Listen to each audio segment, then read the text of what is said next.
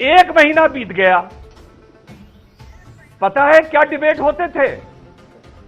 असद कहां है, असद कहां है, असद को लाओ, असद को लाओ, पुलिस क्या कर रही है, असद को लाओ। लो भैया आ गया असद, जाओ मिल लो जाके मुर्दा घर में उससे। आ गया।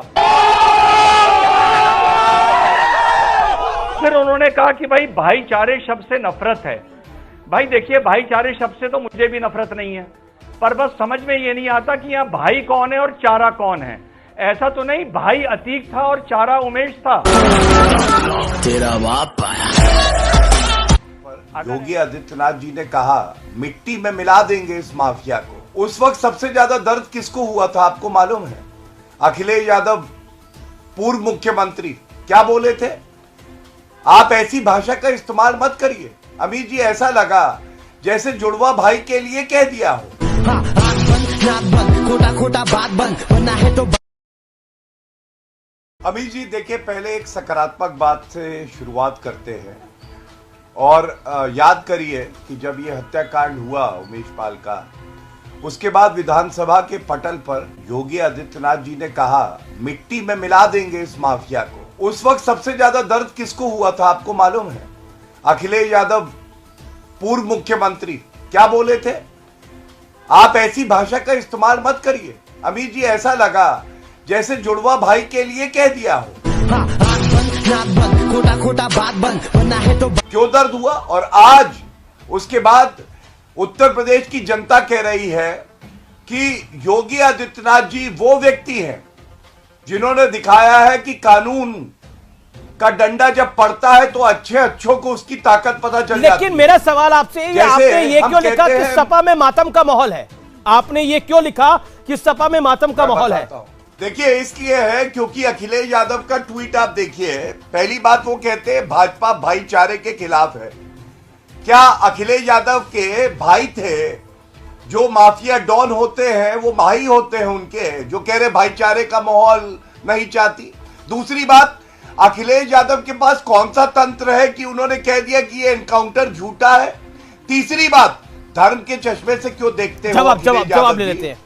कानून का चश्मा तो लगाओ। अभी मैं 1 मिनट बात पूरी कर लूं, फिर आप जाइएगा, अच्छा रहेगा। मैं इतना ही कहूंगा, एसपी सदमे में है, मातम का माहौल है। क्यों है मैं बताऊं?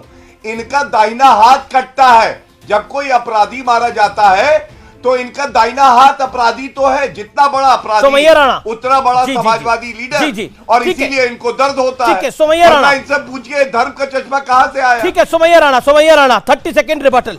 ये धर्म का चश्मा क्यों डाला हुआ है?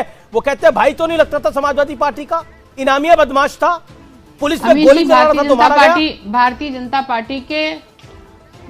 जनता पार्टी के प्रवक्ता को भाईचारा लफ्ज से कितनी दिक्कत है वो सामने दिख रहा है, क्योंकि ये भाईचारे के खिलाफ है, ये साबित कर रहे हैं। और दूसरी चीज, अतीक चकिया की या उनके परिवार की सबसे बड़ी गलती ये थी कि उन्होंने समय रहते भारतीय जनता पार्टी नहीं ज्वाइन की। अगर वो यही भाजपा में चले जाते, ये धुल के दूध के धुले हो जाते। और आज जो है ये झूठ मूठ का जो ये नाटक करके जश्न मनाया जा रहा है, शायद इसका मौका भारतीय जनता पार्टी को ना मिलता, क्योंकि ये तो वॉशिंग मशीन है भारतीय जनता पार्टी। बड़े से बड़े 2016 में तो चार्जेस आपके शासन ने हटाए थे, जो शायद एनकाउंटर हो सकते थे, लेकिन उसके बाद भी वो धुले पड़े हैं। अच्छा, एक सेकंड सोमैया जी, मेरा चाहती हूँ, देश के भाईचारे को खत्म करने का बीड़ा उठा लिया है भारतीय जनता पार्टी।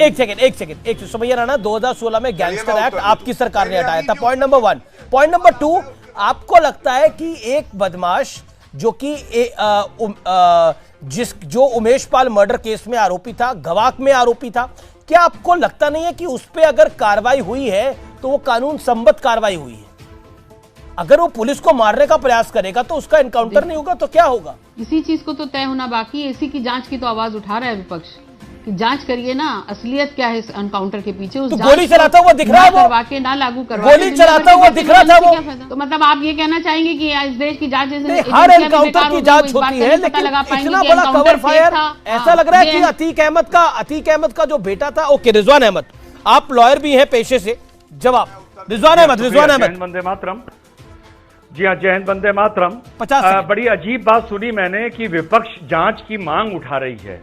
अमीश भाई, 100 जब भी कोई इनकाउंटर होता है तो वो अननेचुरल डेथ मानी जाती है। असल में मैं अधिवक्ता हूं और हमारे भाटिया भाई अधिवक्ता है, बाकियों को ये बात नहीं पता होगी, भले आदमी वकील बन जाए सुन सुन के। तो ये अननेचुरल डेथ होती है और 174 सीआरपीसी में हर एनकाउंटर का मजिस्ट्रेट उसकी इंक्वायरी करता है। विपक्ष जांच उठाए या ना उठाए, बैलिस्टिक रिपोर्ट आती है, कितने फायर हुए, डायरेक्शन ऑफ बुलेट, कितनी देर दूर से गोली लगी, वगैरह वगैरह। तो आप ये मांग ना उठाइए मोहतरमा, क्योंकि इसकी इंक्वायरी 174 सीआरपीसी में कल ही शुरू हो जाएगी, आप परेशान ना होइए, पहली चीज। फिर उन्होंने कहा कि भाई भाईचारे शब्द से नफरत है। भाई देखिए, भाईचारे शब्द से तो मुझे भी नफरत नहीं है, पर बस समझ में ये नहीं आता कि यहां भाई कौन है और चारा कौन है। ऐसा तो नहीं भाई अतीक था और चारा उमेश था। तेरा बाप। अगर ऐसा है तो ये भी क्लियर कर दीजिए। और तीसरी बात बड़ी इंटरेस्टिंग बताता हूं, और कोई कर भी नहीं। अरे बोल रहा हूं ना, मुझे बोलने दीजिए। आप जब बेवकूफी की बात कर रही थी मैं चुप था ना, अब मेरी सुनिए। बोलिए, लेकिन आपके संधि विच्छेद पे मुझे ऑब्जेक्शन था, मैंने अपना ऑब्जेक्शन दर्ज कराया। रिजवान अमीश भाई, अरे चुप रहो भाई। अमीश भाई मेरी सुनिए, 1 महीना बीत गया, पता है क्या डिबेट होते थे? असद कहां है, असद कहां है, असद को लाओ, असद को लाओ, पुलिस क्या कर रही है, असद को लाओ। लो भैया आ गया असद, जाओ मिल लो जाके मुर्दा घर में उससे, आ गया।